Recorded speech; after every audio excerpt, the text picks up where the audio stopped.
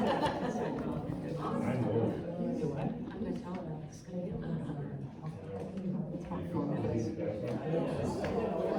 I will call the meeting to order. It is Monday, June 13th, 2022. It is 7 p.m. and we will start with our Pledge of Allegiance.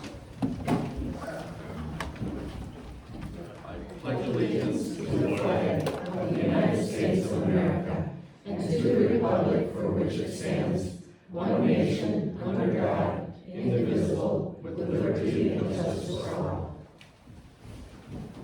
Okay, thank you, Council. We have everybody here except for Councilman Juliet Pine, who is enjoying himself doing a little fishing. I understand he got a 20-pound northern. It's amazing. So, thank you all. I know you're all very busy. Appreciate your time. The agenda is before us. How does the agenda look to everybody this evening? I have one thing I would like to ask for discussion, Okay. and that would be a notice of penalty for late filing for the F1A form for the fire department. Okay. So I'll just list that as like late filing, fire department. Right. Okay. Thank you. And you'll have information to explain that? I do have some information. Perfect, thank you for that. Okay, any other changes? If not, then do I have a motion to approve our amended agenda? By Mary, do I have a second? Second. By Ross, those in favor? Aye. Opposed? Motion carries. And the next items are our consent agenda. So question is, everything look good on consent agenda? Anything we need pulled out for discussion? If not, then the consent agenda for this evening is the Wanigan Days Bingo, the Wanigan Days Street Dance, the approval of our minutes from the council May 9th of 2022, staff reports, item number 5, which includes the library report from May 25th of 2022, our correspondence and the approval of our claims and payroll, and that should do it. So with that, do I have a motion to approve our consent agenda? So By Mary. Second. Second by Troy. Those in favor? Aye. Aye. Aye. Opposed? Motion carries. Now I'm gonna do things just a little bit differently tonight. The reason why is we've got some real tight time constraints for our auditor. So I'm gonna bring Brad up from Opto so he can present the council with the information on the audit. And then he can also provide us with contracting information with Opto. Then I'm gonna move into public forum. So nobody will get missed. But again, Brad has to be in Timber Grove Heights, and I think you gotta be there by, As soon as I'm done here. yeah, 8 o'clock is what he told me, which means he should have left 10 minutes ago. So Brad, welcome, thank you for your time. Thank you. Go ahead and bring the council up to speed here. Okay, so you should have a few documents in your packets. One was the audited financial statements. One was the management communication, and one was the presentation. Also the contract as well. But I'll go through the presentation first. If there's anything that we need to open up in the financials, typically we don't, but we certainly can if we need to. So the presentation starts out with the introduction like this, so everybody's on the same page. But I'll go through our opinion, our responsibility, the general fund results, enterprise, other government fund results, enterprise funds, and then some comparisons that you compare your city to other cities of similar size throughout the county as well as throughout the state of Minnesota. So, audit results. Our auditor's opinion, we have issued an adverse opinion on your financial statements in accordance with GAAP. That is because you do report on a regulatory basis of the county, which is because of your size and population, you can report on a more of a cash basis or regulatory basis of accounting. So your statements are reported not on GAAP, but on a cash basis, which is acceptable as student Minnesota. So we are then, when we do the comparison in the back of the report, we compare other cities that are also reporting on that regulatory basis. But under the regulatory basis, we are issuing an unmodified opinion. So on that, those cash basis, we are issuing an unmodified or clean opinion on your statements. The state audit requires us to go through a series of checklists related to Minnesota state statutes that they ask us to test, require us to test as part of our financial statement audit. We go through those tests, and if there's anything non-compliance that we find in those samples that we do, we report those as well in the compliance report. So, audit results on the next slide or page. Got a few findings. The first couple are typical findings for cities of your size, just based on the number of staff in the office, the preparation of financials, and limited segregation of duties. Clearly, with one person, or two people in the office, there's not an ideal set of internal controls there where not one person is handling a transaction from beginning to end. So these two really are just here to show the financial information you're getting on a monthly basis. Make sure you're looking at it, make sure it makes sense, you're asking questions, you're getting good answers. If you see something that you're not expecting or don't see support for what's being paid or received. So that's kind of those two findings. Next one, invoice approval. We have a policy that internal control that department heads approve invoices and then receive or give them to the clerk to pay. So we did notice, we took a sample of 20 or 25 disbursements during the year, and of those we saw 11 instances where we didn't see Cigna sign off of approval either on the invoice or on the cover sheet. So we didn't see that on 11 of those 20 or 25 that we tested. Do you mind if we have questions? Go ahead. Let me go through. Were there any attempts made to correct this invoice approval that you're aware of? As far as Attempts made by administration or the staff? when, would have been too late when we tested it. So you mean during the year? During the year. During the year? During the year. That I can't talk to. I would assume they would have been trying to get approval, but I wasn't here, so I don't know Okay. exactly. You're not aware of any attempts to correct this through the year? Okay. Thank you. Next one, time period of payments. Again, of the same sample, there was 3, you're required to pay bills within 35 days of receipt of the bill. We noticed 3 instances of those, ones that we sampled that, were not paid within the 35 days. Again, that's a state statute. This was a finding we had in here as well last year, so it has been, I think we had more of those disbursements last year that weren't paid within the time frame, but we still found another 3, so it's kind of a black and white thing. If you got them all, you didn't, so. So when you say last year, Brad, do you mean 2021? 2020, thank you. And then the last one, your council meeting, again, state statute requires you to approve and publish your minutes within 30 days of receiving them or putting them together or the prior meeting. So, and we know that those minutes weren't published and approved and final, either posted, so. Now, a quick question on that. Yep. Thank you for pointing that out. I think that's important because I think people should be aware of what's going on in the meetings and the minutes should be posted. Abdul Meyer was our auditor in 2016 as well. That's correct. Okay. Are you aware of how many minutes were posted in 2016? How many meeting minutes? Published or posted, so posted to the website is different than being published. So they need to be published in the newspaper and approved at the next council meeting. And that's what you're saying, in The state 2021, statute. we missed Right, how many? Did we miss 2? Because I'm going off the website. sure, Okay, sure. I don't believe September, October, November, December are approved. okay. There were 9 meeting minutes missing in Okay. 2016, at least on the website. Okay, Now, you didn't make any mention in your audit, that wasn't a finding at that time, and I'm just Sure. wondering why. I mean, you noted the 2 in 2021, or 3 in 2021, Sure. but you didn't say anything about the 9 in 2016. okay, so I don't know exactly if they were being published in the paper in 2016, certainly that qualifies as statute. What we typically do is look at the meeting minutes and were the previous meeting minutes approved. If they're approved at the next meeting, that's part of the statute, and we typically don't go and look and see if it was actually published in the newspaper. Okay, so all you This is need just minutes. is approval, so it's not about publishing and making. State statute requires State publishing That does, okay, and that's what you're finding on us for 2021, that they were. and approval. Approval and publishing.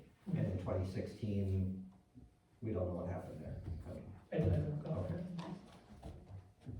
Thank you. Go ahead, Brad. Then the next page is 2020 audit findings, and of these, the late fine, timely bank, timely deposits, and authorized signers, we've taken all those findings out. So 4 of the 7 findings from last year have been corrected and taken out. So some improvement there with the ones we reported last year, so it's a good thing. Now we'll get into the general fund balance, and actual financial statement results.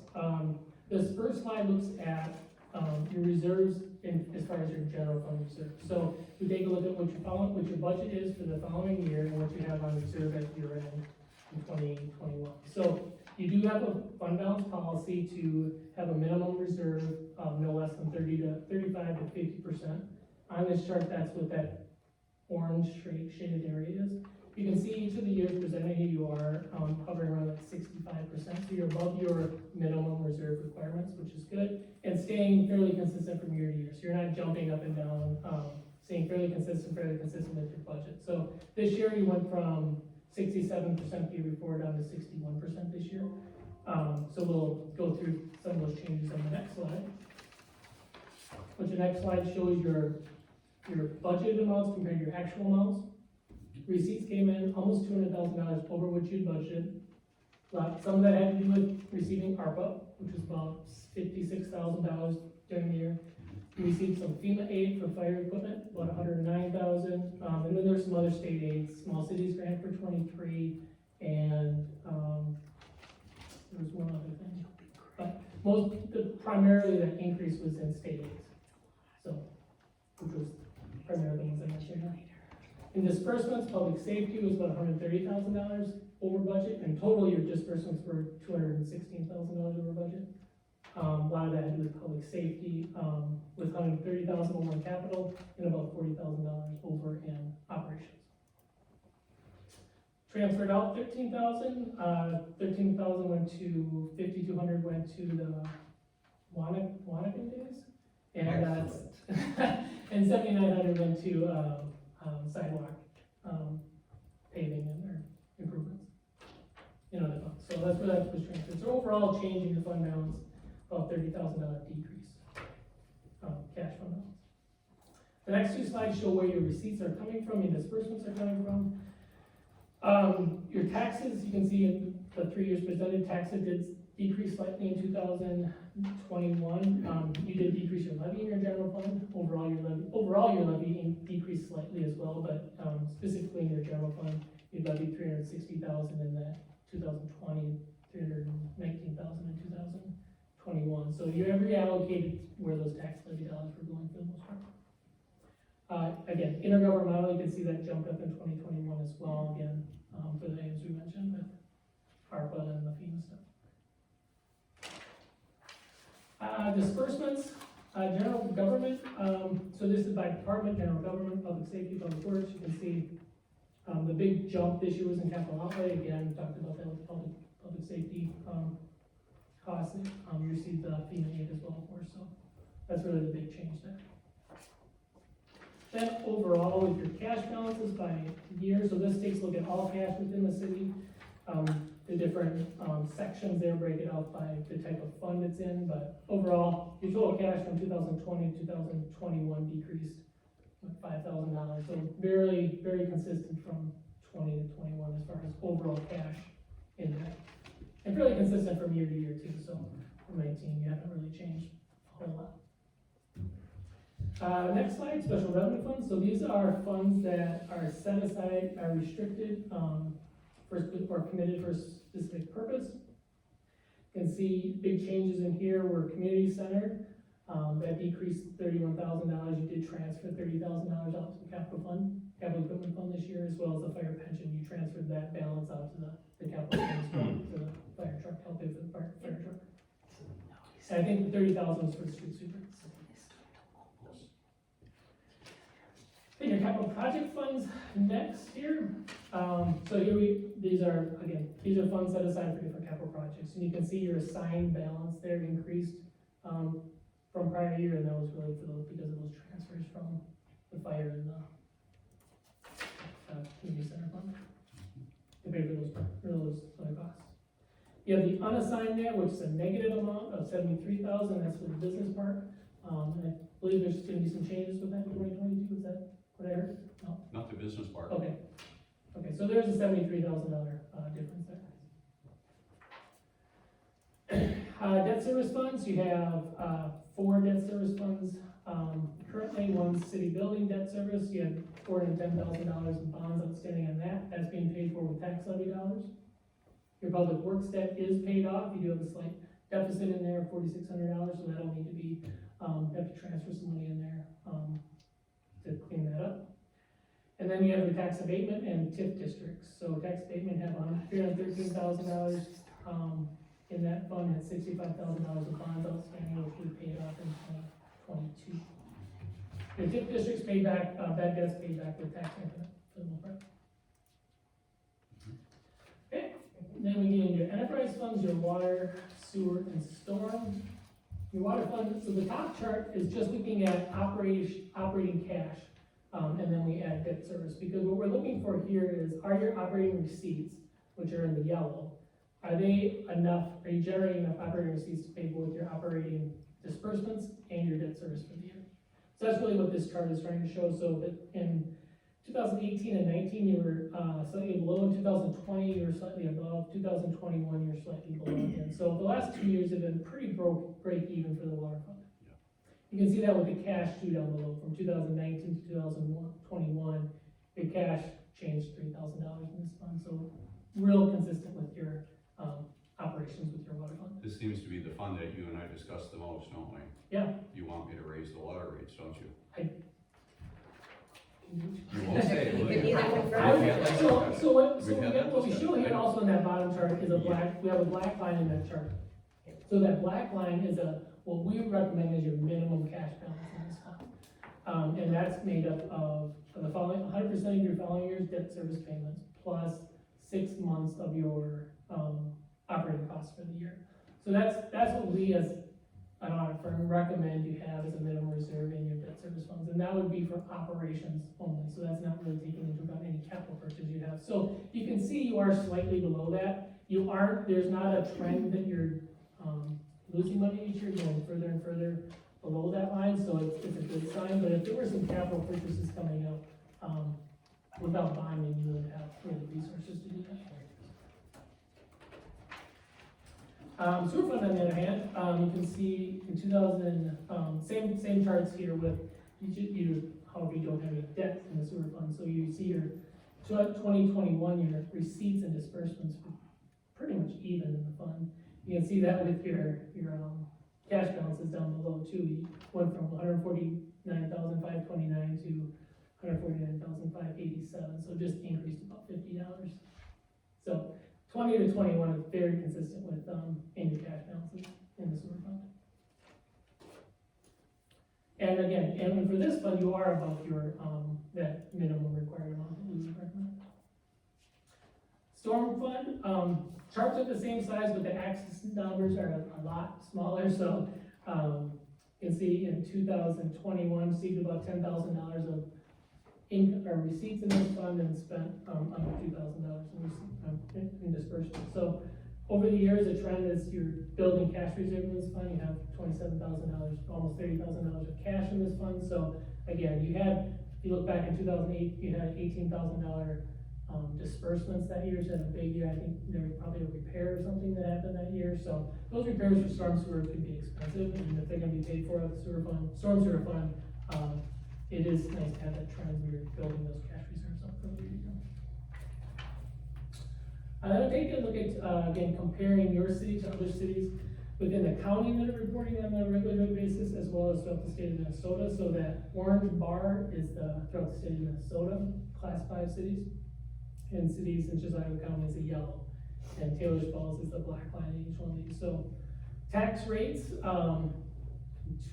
as far as compared to your peers in these two categories, are slightly higher in this category at almost 59%, where your peers are at in 2020, 46 and 55%. So slightly higher, but you're a lot closer to other cities in Chisago than you were in 2018 for sure.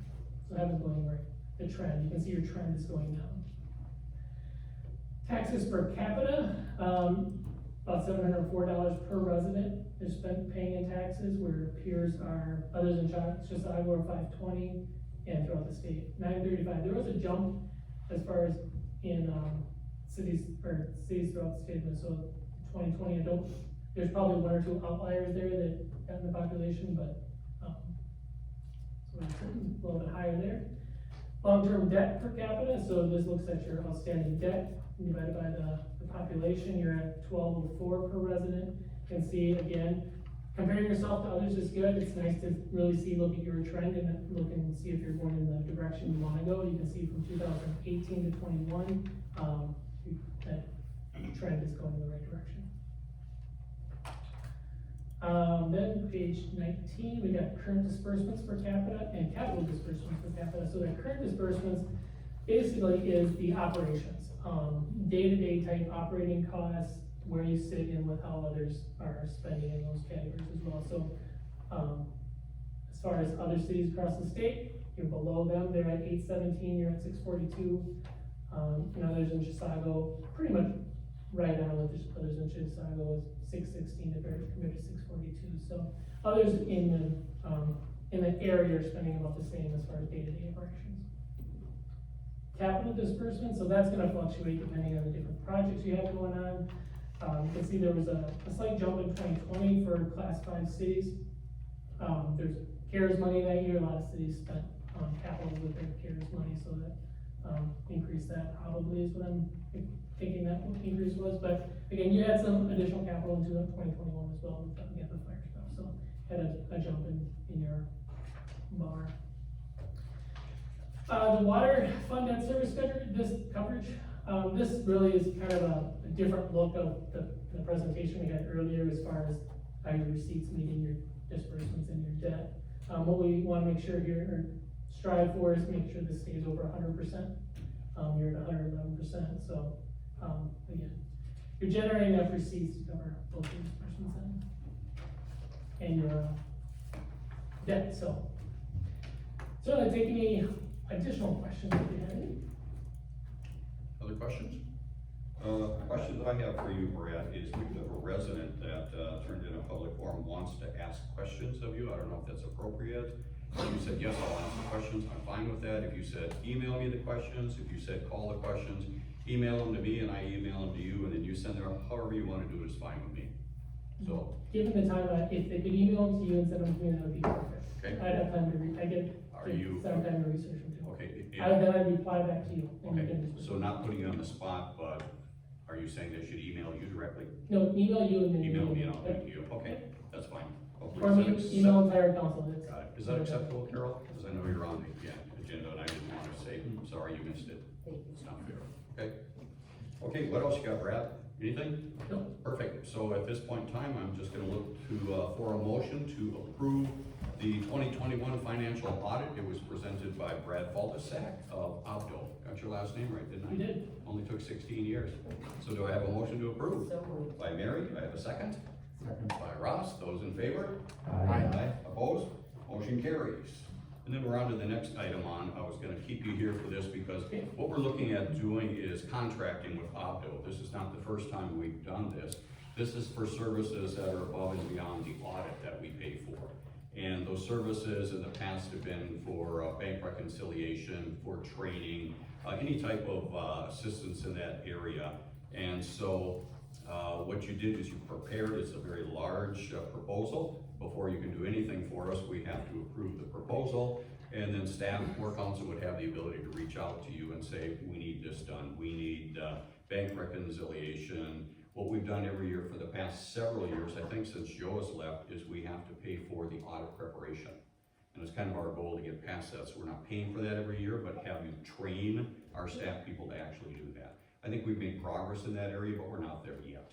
So council, have any questions on this? Is everybody comfortable with this? And we may never use them during the year, but if we contract, we have access to This it. doesn't mean we're coming out tomorrow and start working. I mean, we're not just gonna start showing up, it's gonna be at your direction and, And I see that you've got it listed for what it's, for a partner, for a supervisor, or an associate. And who determines which of that you get sent out? Because of course, we're gonna say, send us an associate, it's a lot less per hour. Sure, yeah. And you might say, I'm gonna send you a partner, We're not because gonna I know send that.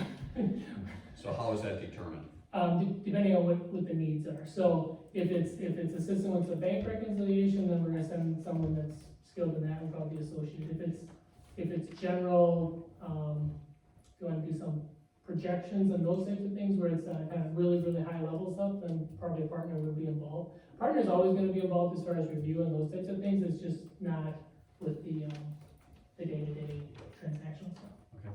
Sorry, Troy, I think you had a question for Brett? No, that was it, I just Okay. wanted to confirm that I found the fee page. Yeah, exactly. Yeah, it's in there in a couple of spots. So is everybody comfortable with the contract? Okay, so then I'm gonna call for a motion to approve the contract. It is between the city of Taylor's Falls and Obdo. It is for 2022 services that are in addition to the audit they currently provide, and then to further move to approve my signature on said contract. So do I have a motion to approve? By Ross, do I have a second? I'll second. By Troy. Those in favor? Hi. Aye, opposed? Motion carries. Did we get you out of here soon enough? Okay, thank you, we really appreciate your time. And Brad does really a great job for us. I've had questions before, I call him directly, I send him an email, he's never charged council members or myself for any of those services, not that I'm aware of. So, Yeah. drive safe, watch for deer.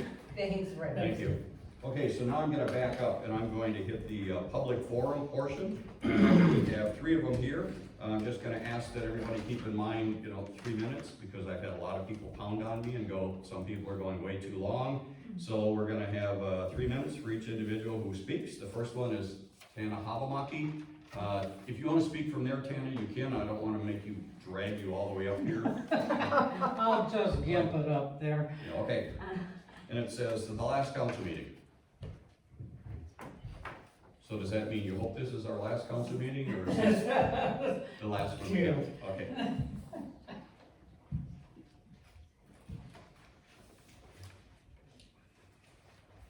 You're welcome, Tana. Thank you for your time. We appreciate it.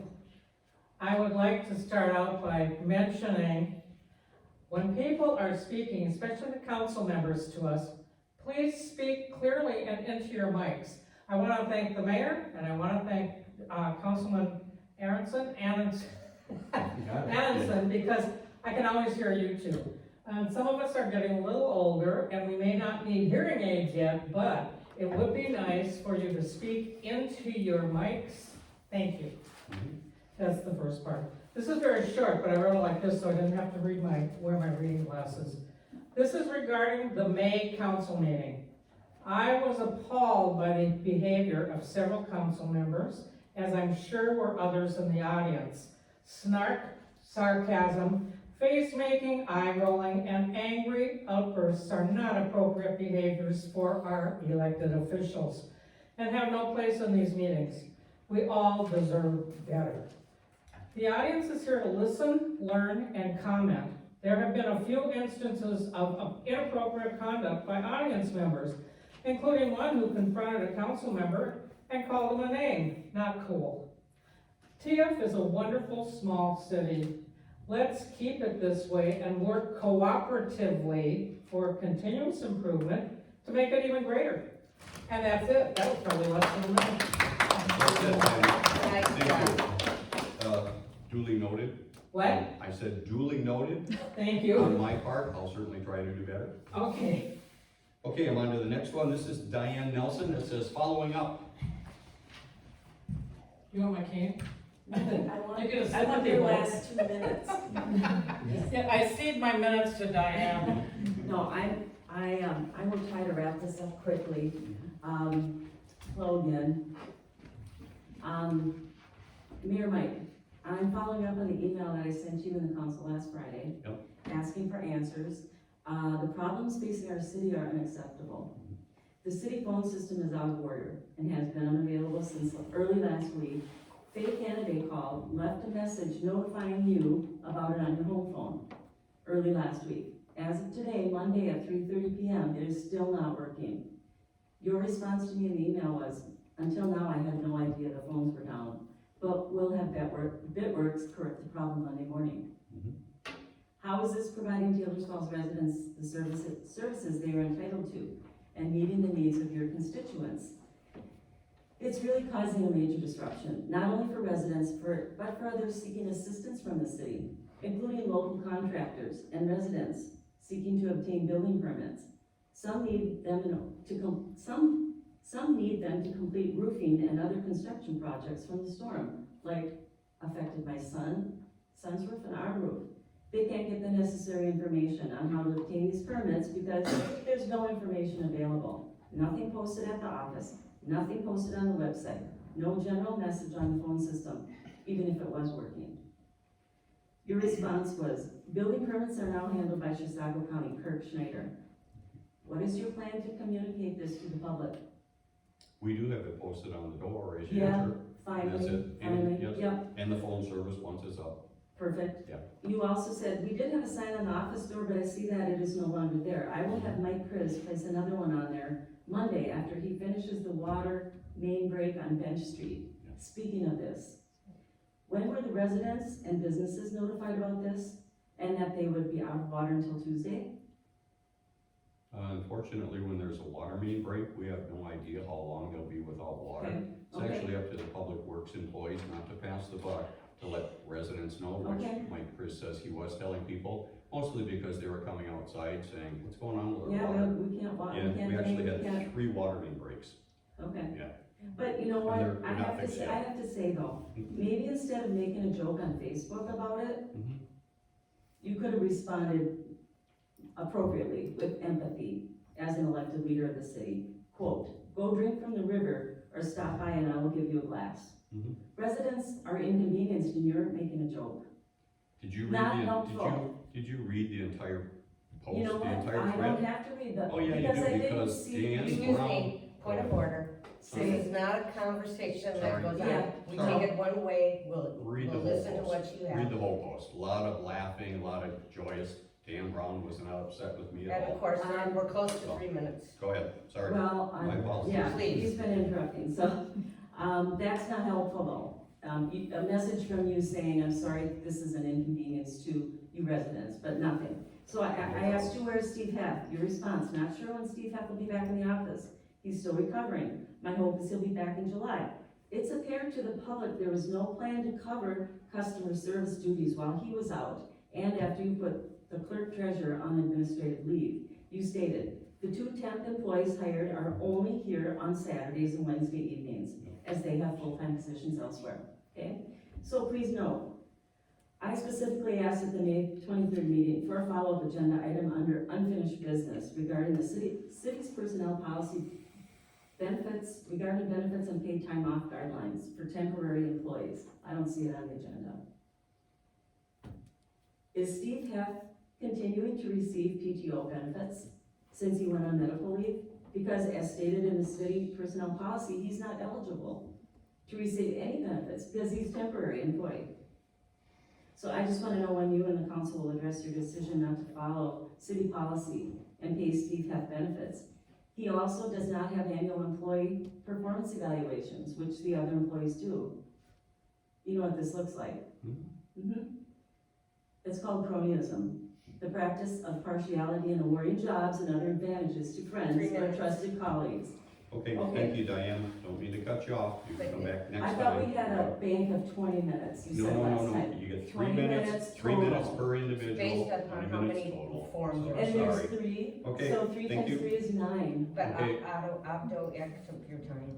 No, no, no, no, no. I mean, Oh. they No, took, no, they no. were first. Oh, No, no, whatever, no, no. okay. I'll Well, go I ahead and had take some the time. positive Sorry, things to I say. missed One, 3 we got minutes 20 minutes for public forum, for every 3 minute. minutes per individual. You don't get to give your minutes to somebody else. It's not. Doesn't say that anywhere. Okay. If you, can you Okay. wrap it up in a couple more minutes? It can, we'll listen. Absolutely. but Thank you. Absolutely. We have to be Go ahead. cognizant, because you've got one more, right? Yeah, I got one more. Go ahead. Well, okay, so now, okay, I lost my spot here, but, it's just obvious to us that you're not providing honest and open leadership and transparency. You continue to disregard and deflect our concerns.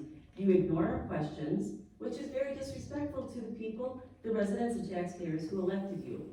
And then I just wanna comment on the dysfunction on display at nearly every council meeting, what Tanner referred to, directed especially at Council Member Anderson. It's uncalled for. It's demeaning and hostile behavior, and it's lack of transparency, gaslighting, and full of excuses.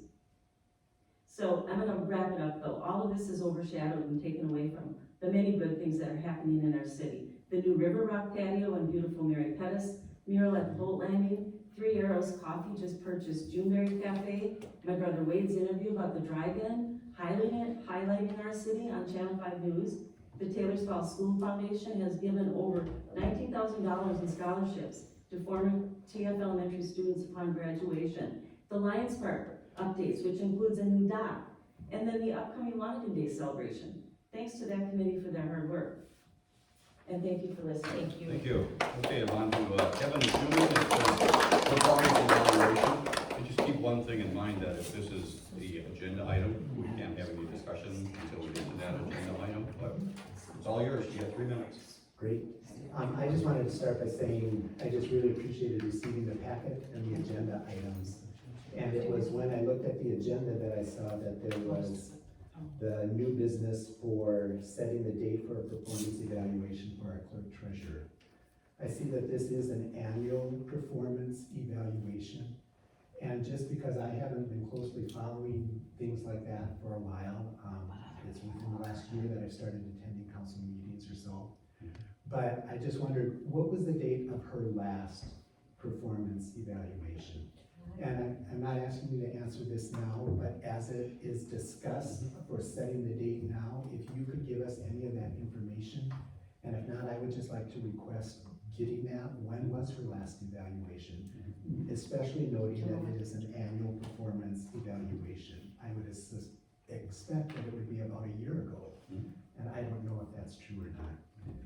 Also, because it was setting a date for the annual performance evaluation for our city clerk, I just wondered, what are plans in place for performance evaluations for other employees as well? Is there anything in place for a performance evaluation for our mayor? You know, how are those set and determined? Steve is in October and Mike Chris is in November. Right. Mhm. Okay, Yeah, and Elizabeth is scheduled for June. okay. Some of the issues we've had in the past year have kind of changed that. COVID kind of ran that a little muck. We're trying to get back into sync here. And then my final question is just noticing the absence of our city clerk, just is wondering who is responsible for the minutes of the meeting? I will, I'll tell that in round robin too, Go but, I do have a lot to talk about in round robin. I do take the minutes, but I'm a volunteer taking the minutes. I take what I hear on the thing. I don't ad lib or entertain any information that you can't hear on tape already. So I just cover motions, approvals, yays and nays, and so I do a modified version of the minutes to at least just apply our people with it. So I think that in the package you might have witnessed a couple of the minutes. That's how they are until we actually can get a clerk to be able to do the performance of them. Thank you. Okay? Thank you, have a nice evening. And I'm gonna move on to old business now, and I'm gonna look at street paving. We have a yes? Can I just point something out? I just wanted to comment on Sure. some of what people have said. We obviously, I think, are having some administrative issues. That's not, you know, that's not a secret. I think a lot of people know that. But I wanted to say that I saw Mike and Paul working today on the water main break. And, of course, I've had some communications with Jake, the fire chief.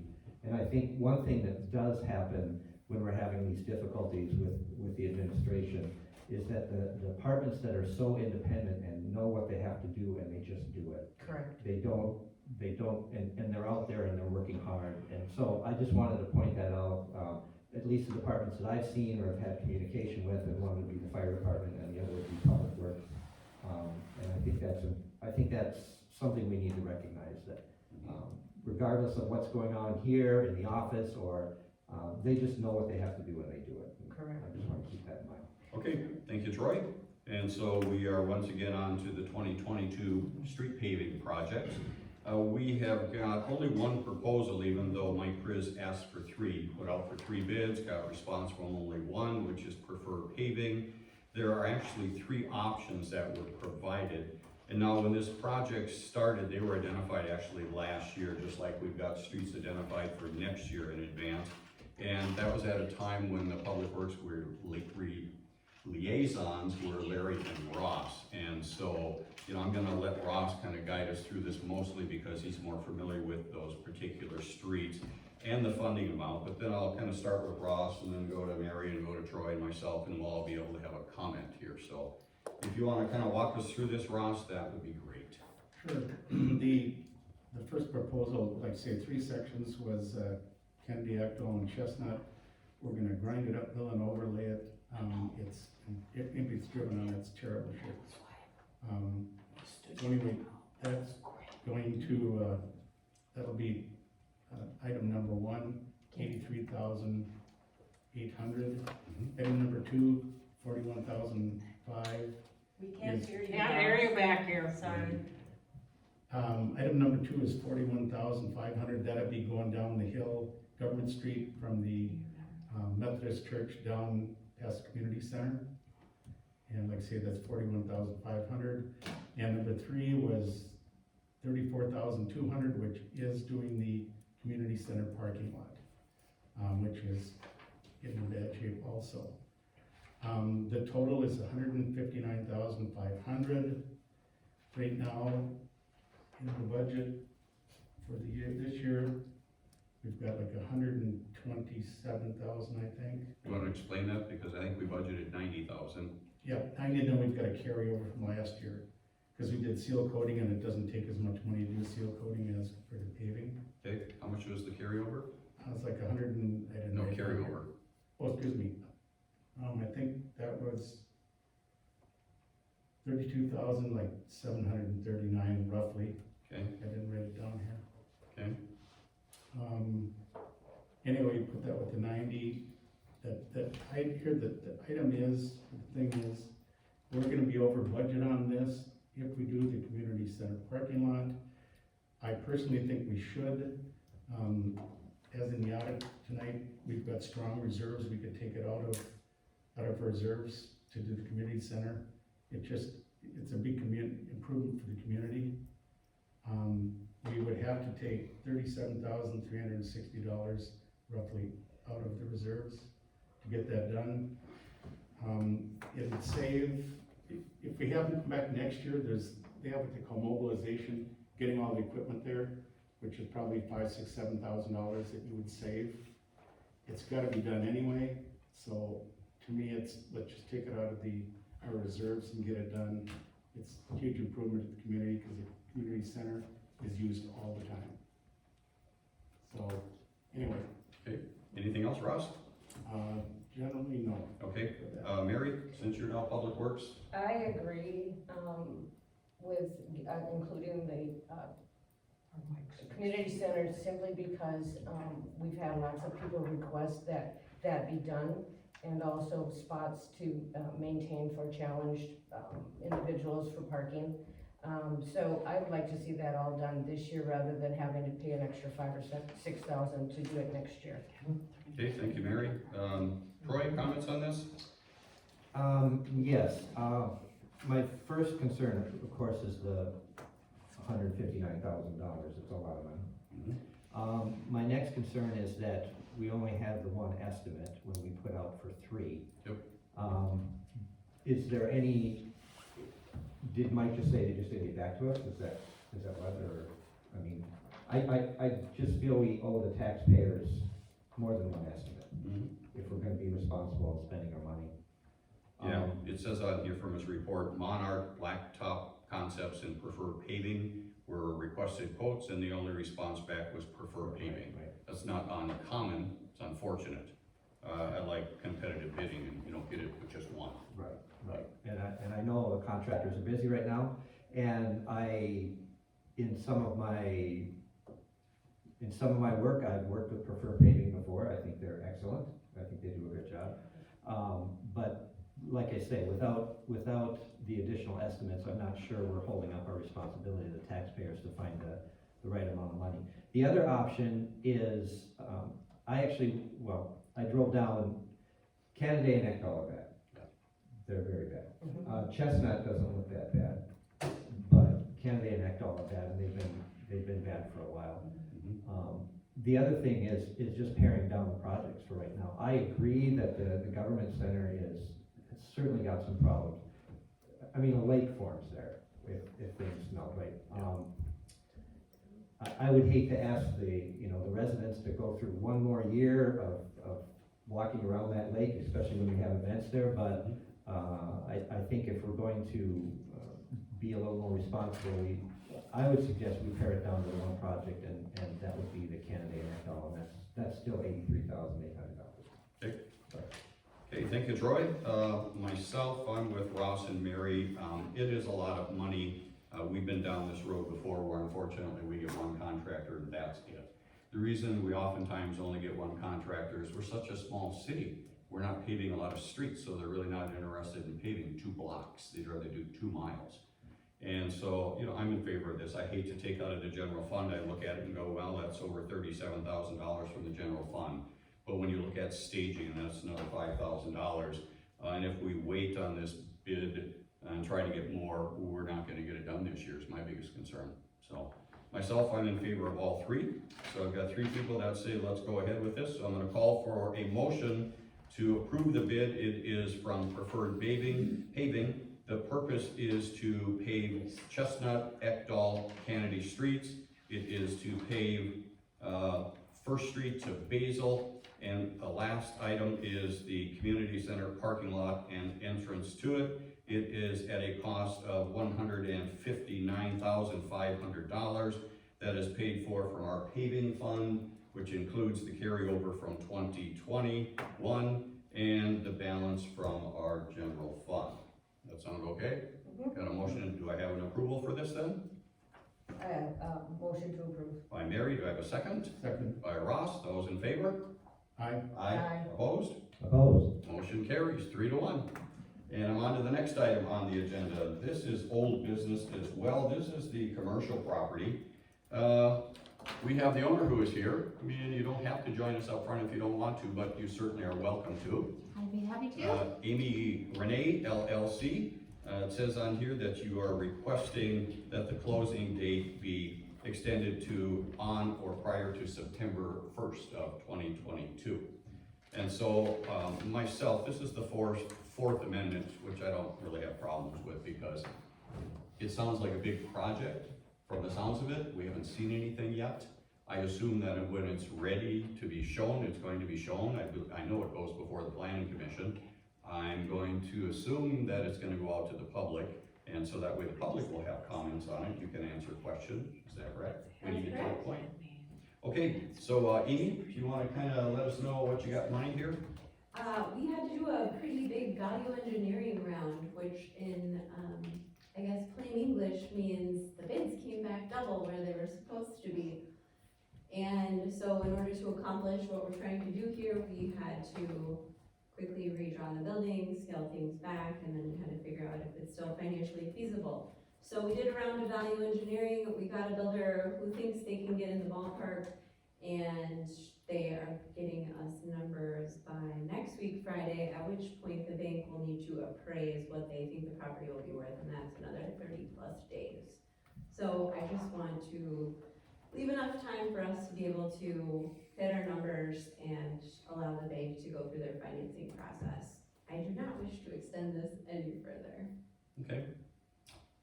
Comments on this, Mary? No, but I do want to mention, I appreciate the honesty. This has been a tough sell. That's not been the best property in the 40 years that I've lived here. But I have a question. There's been a flyer that's going around town with a view of what you're planning to look like, and I wanted to know if any of that ever was made public at all. I believe that image was taken from our investor portal. Okay? So this project is being funded with private investment and a bank loan, and I believe that image they took was from Pre-Value Engineers. So that was the building we wanted to build. Unfortunately, that is a $16 million building. Sure. Doesn't work with 36 rooms. So yeah, I guess the question is that the building? That's no longer the building. Okay, It's so better I explained need than to that. make that public, that is a false flyer, so. Well, it's no longer accurate, I would No, say. no, It's no yeah, longer at this accurate. point. Yes. So, thank you. Questions, Troy? Sure, so it's value engineering bids came back double than what you expected. Yes. Okay, so basically that means that it's costing more than you thought. It is unbuildable. at that price. It's unbillable at that price, for Correct. you or just Anybody, anybody? yeah, banks won't fund it, investors are not interested, you would pay money to build a building and then operate it. So it doesn't make sense as a business. Okay, okay. As you know, I've been abstaining from this since, when did we start? Last year, I think, right? We're going on a year. Right. Yeah, And we are now on our fourth, extension, so, I just think this has gone on long enough, so I'm gonna be opposed to this. Okay, I No respect problem. your opinion. sorry, did you, I just said I respect your opinion. Thank you. Ross, comments?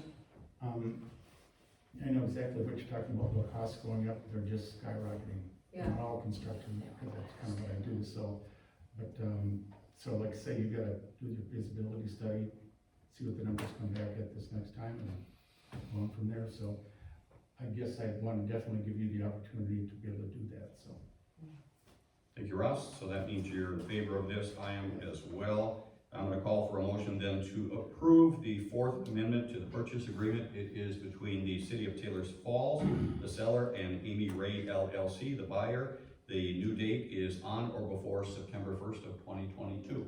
So a motion to approve So moved. by Mary. I have a second. Second, By Ross. Those in favor? aye. Opposed? Opposed? Motion carries. Thank you. Thank you. 3-1. Thank you. And we're on to the next item. This is a resolution. This was actually received from the county, Jeff Fertig.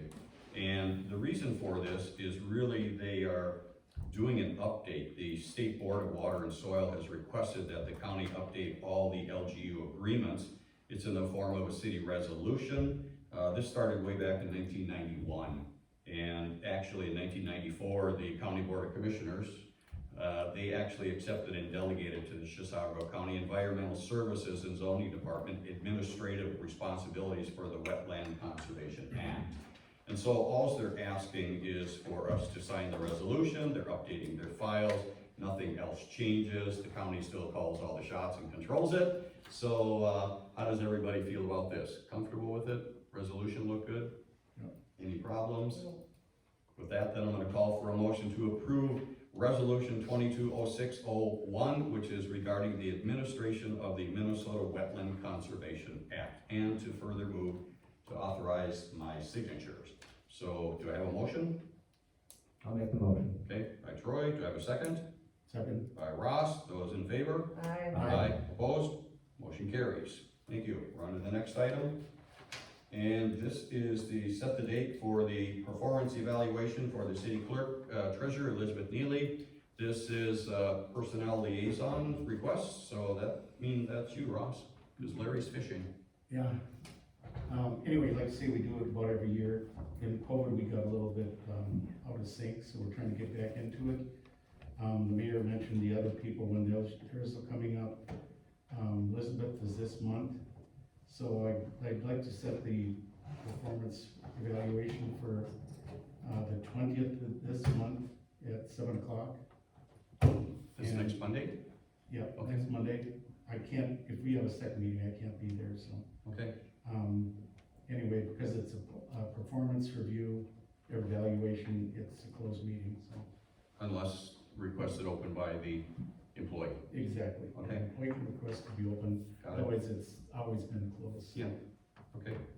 And I know that Elizabeth was hired in the month of June. Is that correct? Yeah. Okay. All right, comments on this, Troy? No comments. Okay, Mary? No. Okay, everybody okay with the date? That is Monday, the 20th of June at 7 PM. So with that, I'm gonna call for a motion to approve setting the date for the annual performance evaluation for our city clerk treasurer Elizabeth Neely for June 20th, 2022 at 7 PM. So do I have a motion to approve? So moved. By Ross, do I have a second? Second. By Mary, those in favor? Aye. Opposed? Passes unanimously. Now we're on to an item, this is Troy that put this on the agenda. This is the Taylor's Falls Riverwalk. I think that's the right name for it, but if not, I apologize. Well, no, if it's not, I apologize. Yeah, and there's two cover sheets, ignore the one with nothing on it. I was concerned it wouldn't get on the agenda, so I made one and left it pretty generic where I said, Troy will speak to this, Yes, right. and Steve provided us with a more thorough one. So use Steve's. Okay, well, I'll basically just read from our minutes that there's a recommendation of the city council on beginning conversations between the city, Taylor's Falls Elementary School, Chisago County, ECRDC, and the state of Minnesota to look into, an MNDNR Trail Connection Grant funding for the Taylor's Falls Riverwalk project. So basically that's what we're looking at. We're actually, almost resurrecting something that has been started a long time ago. In fact, some of the plans brought up by the commissioner, or one of the commissioners, is very detailed. So, kind of got a really good start, and right now, the commission is just asking the city council to approve starting discussions with some of these different agencies.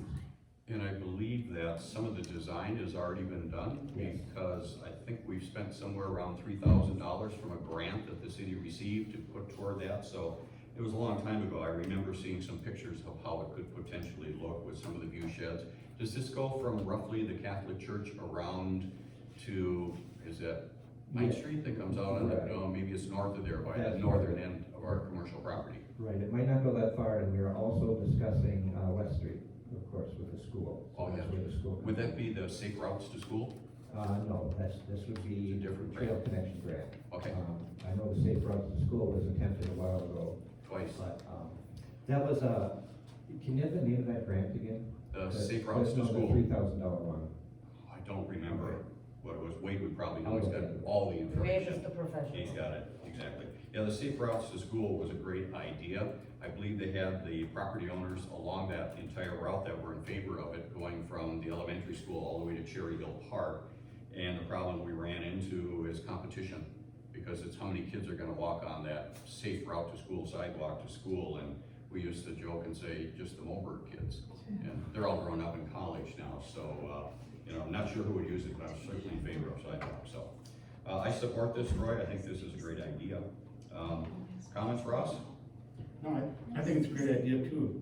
Anytime we can get a grant to improve the city, good deal, so, yep, I'm in favor of it. Mary? I agree, and then I would also recommend getting the key for the closet downstairs. They have a lot of, for EDC, they have a lot of images and things that were part of that project. Can you, give me some information on how to get that key? I'll have to catch you afterwards, I don't know where they are, but I know we have them. But it's really a They're good, hanging on the I'm inside. sure they are, but let's catch afterwards. Okay, sounds good. So, this is your baby, Troy. You wanna make the motion? I will make the motion. Wanna Second, say it? Yeah, you can actually. Yeah, do the words. recommendation that city council begin conversations, or that the commission begin conversation with the elementary school, Chisago County, in obtaining the DNR Trail Connection Grant for a Taylor's Falls River Walk. Thank you, Troy. So I've got a motion. Do I have a second? second, By Mary. Further discussion? Those in favor? aye. Aye. Opposed? Motion carries unanimously. And now we're on to the next item. This is the Taylor's Falls Stewardship Award. And I'm doing it a little bit different this year, just kind of for a little element of surprise. And in the past, I've revealed to council who it is. We try to sneak the individual in here. I'm doing it differently. The council doesn't know this time, so I'm gonna go ahead and read it. The individual is in the room. I'm gonna read it. This is for the 2021 St. Croix River Valley Stewardship Award. It says, this year's Stewardship Award recipient has been a resident of Taylor's Falls since 1977 and is deserving of the 2021 awards for many reasons. She, gives you the first clue, means you're not it, Troy, sorry. That's what I thought. You were a close second. I'm sure I was. She served on the Taylor's Falls Chamber of Commerce, not only as a member, but as their treasurer for over 10 years. During this time, she served on the Miss Taylor's Falls Committee, was an organizer of the Little Miss Taylor's Falls event, and was part of the Chamber Community Connection newsletter. Actually had a newsletter. Wanigan Days at that time was a chamber function, and will be again. So it says, this meant that she had the opportunity to assist with bingo, the kitty parade, the grand parade, the golden horseshoe hunt as their master clue creator. She also participated in the lighting festival activities such as bingo night, the ornament design, a Christmas house guide and our city parade photographer. Our recipient has contributed greatly to our local elementary school as a classroom volunteer for early childhood family education, and as an all-grade level classroom helper. She founded the PTO, the Parent Teacher Organization, along with Cheryl Grote and Susan Brown. She instituted a 3-week reading program during the I Love to Read month. She also participated in the Family Fun Night, end of year all-school picnic, and was a science Olympiad coach. Most recent contributions have come in the form of one of our tidbits from Taylor's Falls mailing crew, was part of the Deer Management Task Force, and is still an active member of the CERT group. So at this point, we believe that Kim Zittelman has earned the right to be selected and honored as the Taylor's Falls 2021 Stewardship Award recipient. On behalf of the citizens of Taylor's Falls, we offer to you our humble and heartfelt appreciation for all you have done and continue to do to make Taylor's Falls a better place to live.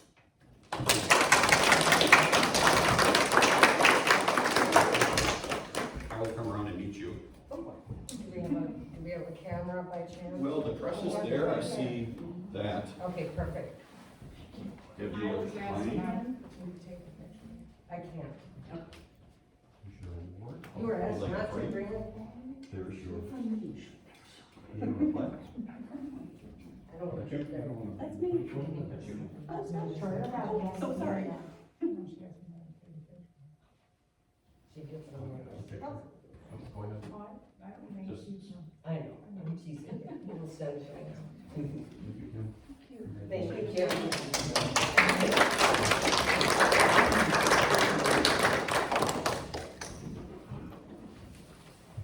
And just so everybody knows, this one stays in the hallway outside with everybody's names on it. We're not withholding it for Kim for reasons. So. Okay, and I'm on to the last item, which has been added.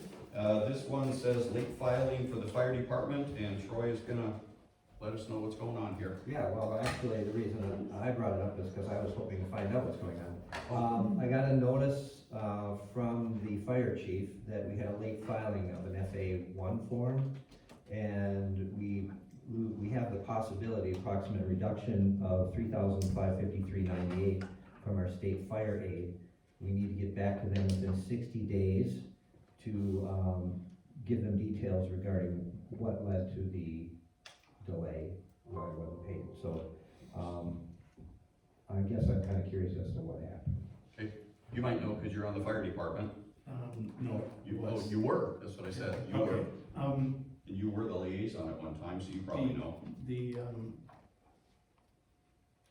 it goes to city offices, and back in March, the city office person did not give it to fire chief to fill it out. Pretty much, it's a pretty simple form, it just says, yeah, we're a fire department, you have this many members, this many vehicles. Returns it to the city office, and that person sends it to the state. When does that happen? Well, it was in March. March of this year? Yes. Okay. Didn't happen. So anyway, I got a hold of it, I think the state sent it to me, afterwards. Anyway, so I got it to chief, he filled it out, gave it back, and I sent it to the state. And then it was 8 weeks late. It's 5% penalty rate, so it's like 8 or 9 weeks late. So anyway, that's the penalty for it. I think it was no fault of the fire department. So I just believe the city is gonna have to make up the difference. If we can't recover it. If we can, yeah, exactly. Well, it sounds like we can recover it if we get back to them with a reason. With a reason? Right. So, the city officer did not give it to the fire chief, so are we talking about the clerk treasurer then? Yes, Okay, and when would that have been? in March March. 10th, March. March when? 10th? March 10th? And she was put on administrative leave March 13th, is that correct? But she had it back in February, so the form actually came out in So February. was the deadline March The 10th? deadline was March Okay. 15th, actually. Now, it looks like this was postmarked, we got this letter in May. It says that your fire department's FA1 2021 fire equipment certification was received by mail or postmarked on May 10th, 2022. So, the Minnesota Department of Revenue received it on May 10th, which I'm guessing it got sent was his, in probably. May, beginning of May. And So, it, Go ahead. we have a couple of months there that it was Floating. lying around somewhere. That we lost. Right. Before I found out from the state, it had never been sent in. So the state notified you? Yep. Okay. My only other, I believe this was texted to the fire chief, Yes. is that correct? Yep. And that was from, I did text it to him You did because I text him. believe it falls in your purview, and I just asked him what he may know of this and how this form is filled out. And he told me there was problems with the city, and I said, no, there wasn't problems at that time. The form should have been filled out and sent. And I said, I need to leave it to you and your liaison to do this because that's your purview. and that's what you said in the text? Yes. Because I wasn't included in the text. No, because I didn't do a grand text. I don't have your text number. Oh, okay. I just think we should be emailing these through our city email. Well, he's texted And me. then- Yeah, no, I agree. and then And he texted CCing me before, and then so. CCing the other person. It sounds like we do have to come up with a reason, and I would like to bring that back to the fire chief. Is it staff reduction? Should we say that we put the clerk on administrative leave? It was or before what's the that, reason? so we have to figure out, it might have been just a lack of staff to fill it out, Lack of staff. to complete the form. She wasn't on administrative leave at that time, so the only thing I can think of is that there was a lack of time for her to complete it. Well, she emails it to the chief fills it out, sends it back, and she sends it to the state, so. But it wasn't done in, Yeah, it was never sent to the chief Right. at all. Well, I'm a little hesitant to put the responsibility or the blame on the clerk at this point, especially with what we're going through, so. sure, and that's why it's sensitive too, So, that's why, yeah, I sensitive. mean, I don't think we really wanna do that. So if we did staff, That's what I'm saying, staff availability, but we can't say that there was a staff reduction because it didn't happen. We have to tell the truth and just said it was not staff availability. no So, staff were available. Right, so are you and the chief taking care of that? Well, I will certainly bring this back to him and see how he wants to handle this. I mean, we need to get this in time. Yeah. I agree. When's our deadline? Did you count those days out? Not at this point, no. Okay. This letter was received on May 31. We have 60 calendar days from the notice date above to request an abatement of the penalty. The request should include details regarding the circumstances that led to the late filing of the FA1 form. So I'm not sure that no staff available is going to be enough, but you can take Give a it our best chance. try. Okay, anything else on this, Troy? no, that's all. Got it. Okay, so we hit all the business on here. I'm gonna move to roundtable. Time for any kind of updates at all. Anything new, Troy, you wanna share? No, big news with the EDC, suggestion. I do want to compliment the Public Works again, and the fire department. I think that when we have these administrative difficulties and situations like we have now, I think that the people who really step up, they're really recognized, and they should be recognized for what they do. I did want to bring a message forward from the Lions Club. They are still concerned about the North Park and the electricity with the pavilion and the light. There aren't any? There is none at this point. I have talked to Paul. It looks like we're jumping back and forth between Excel and the city. So he said he was going to look into it, but that was before the water main broke. So I just wanted to bring that forward for the Lions Club because they are concerned with it. People are really enjoying the park and the fishing pier, and we want to keep them showing up. Thank you, Troy. Anything new, Ross? No, I don't really have anything that's, Nothing.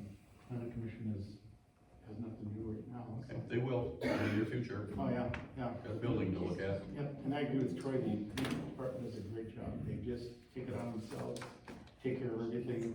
They've done it all before, so they're pretty practiced up and you know exactly what to order and how to get it. Yep, that they do. And I also commend the Public Works Department. I was probably on the phone half the night with Mike, making sure he was safe during the water main break, and I understand we had 3 breaks. We had 2 valves that actually blew. And that usually happens when you have a water hammer. You know, if you shut the hydrant too fast, it's usually if the fire department, ours doesn't do it. But if a fire department or a contractor opens up the hydrant and they close it down too quickly, they can cause a water hammer, which means it ripples back and it can rupture a line or blow a valve. We've got 2 blown valves and probably a water break, so. Mary, what's new from your end? And I know, and this is to reiterate that we do have a marvelous team.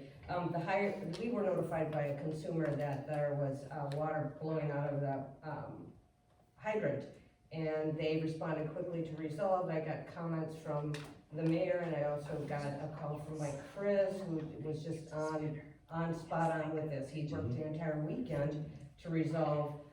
I believe the portion of the break that affected the business owners and the residents was primary to resolve, with a continuation today. I have not received another update except that it was valves involved, that it was 2 hydrants and then a main break. Yep. So then, secondly, I'm gonna respond because I spent a whole lot of time in the city hall this weekend. The phone systems have actually been out since May 18th. And our vendor has submitted a service ticket to the provider, which has already been escalated to their central office. This is a voice over IP. It's not like you can pick up the phone and call from FrontierNet. It goes over the internet, so their internet went down. So we were not aware of it being down simply because we don't call ourselves here at the city. So we rely on people, telling us that. So once they told us that, or I got your email, I contacted the Bitworks because they're our sponsor for the phone system. So they're working on it with their vendor that provides our service. The temporary positions, Mary Tomlins and Molly Nelson are not working in the capacity of a clerk. They're here to assist citizens. They have their own full-time jobs. They're here to assist citizens to make calls and things like that. Even though you say I just have to let people know that because this is a public thing. We have methods of reaching out to our team via email, web request, phone once it's up and running, and the personnel liaisons can answer any questions beyond that. I'm volunteering my time to be sure the infrastructure and systems are working. Now down to the infrastructure portion of this is that since we've never actually had a file server here at the city, nothing has been backed up. There's not been a responsible backup, redundancy kinds of things where we know we can go back and pick things up and go back to January 5th of 2016 to find something for Troy or something for a citizen.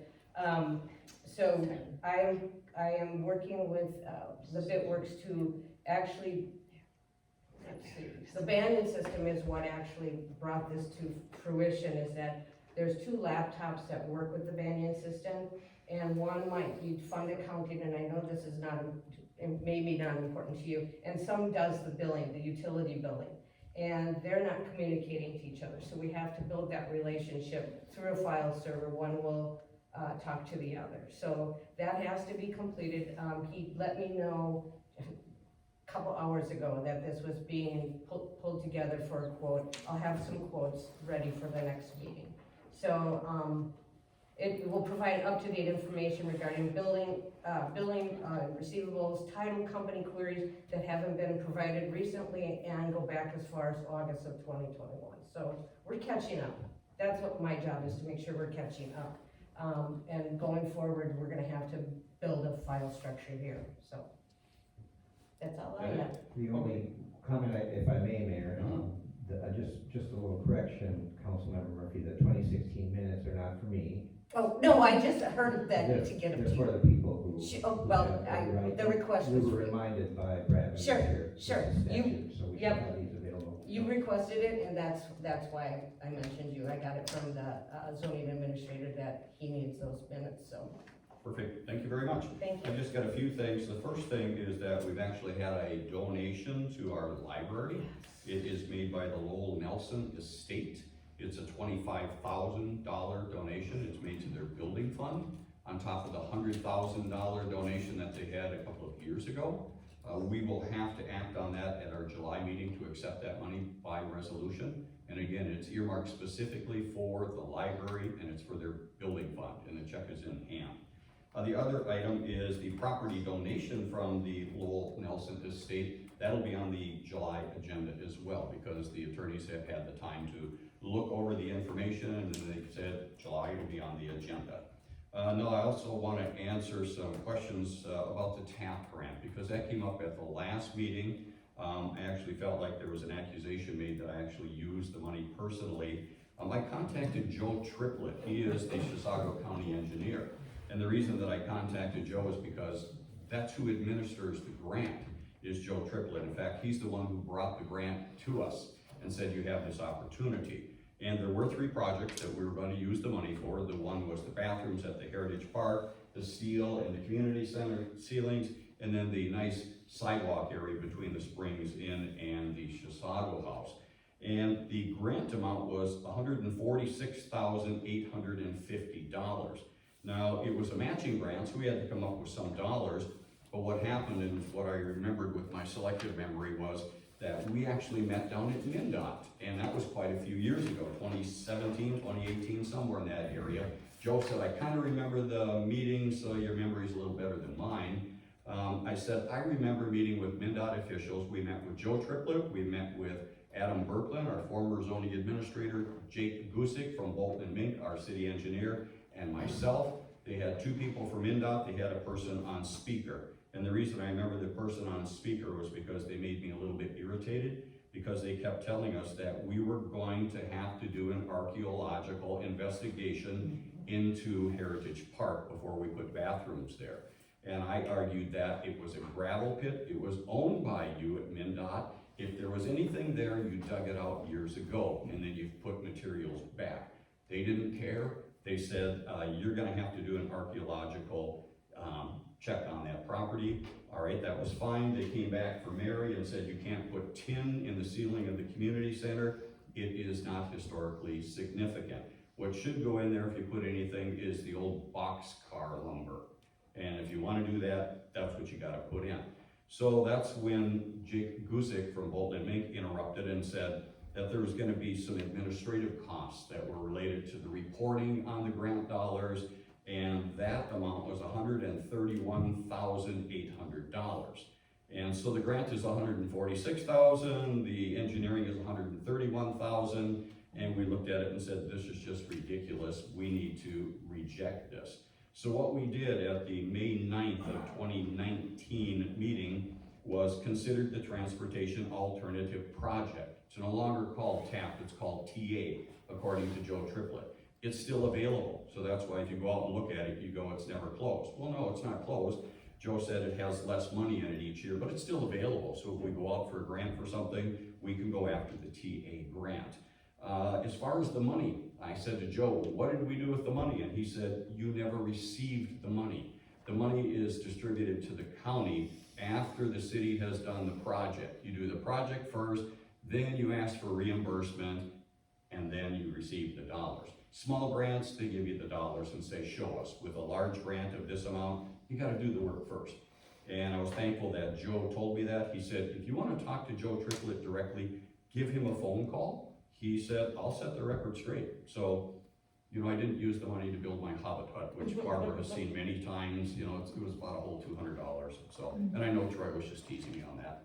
The other thing is that we received an email that came from our city attorney, Patrick Kelly, and he's talking about frontline worker pay. And there was signed into law by our governor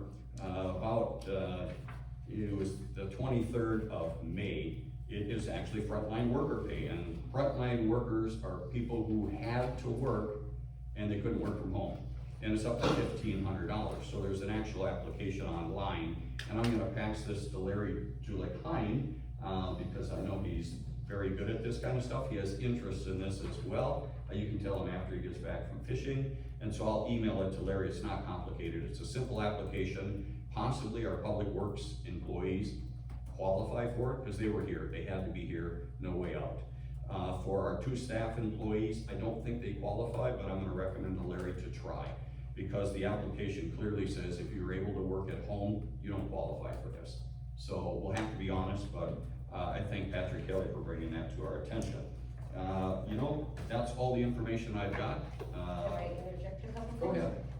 Hazelden is going through that frontline worker too. If you worked at home 1 day a week, you don't qualify. Yeah. Anytime that you work at home, you don't qualify. But yeah, this would definitely for Fit. Mike and Paul, they had to be here 5 days a week, they were Yep. on call, even though they wore masks in areas, they had to be here to keep the city running. They are frontline. And then the second thing, anybody's interested, the TA grant information, appeared on the Monday, December 19th, 2019 minutes. So if you wanna look at that minutes, it shows that we turned down the grant. It's unfortunate to turn down a grant, but 130,000 to get 140 some, it doesn't make a whole lot of sense. And that was just for the engineering costs, and you couldn't use grant money to pay that. So, you have a question for me, Brian? Was there ever a breakdown of that 131,000 from administration costs? There was, as a matter of fact. Sometime? I'll see if I still have it on file, it should be in file in the city, but when I asked, and I tried to negotiate with Jake a little bit on, can you do a little better than 130? I came down $5,000. Great. I can send it to him, Mayor. Wasn't worth it. What's that? I can send it to him. Oh, you got it then. Perfect, thank you, Troy. Okay, with that, long meeting, apologize if I've lashed out a little bit, I'll try to do nicer next time. But with that, I will now entertain a motion to adjourn. So moved. By Mary, do I have a second? Second by Ross, those in favor? Aye. Opposed? We are adjourned, thank you.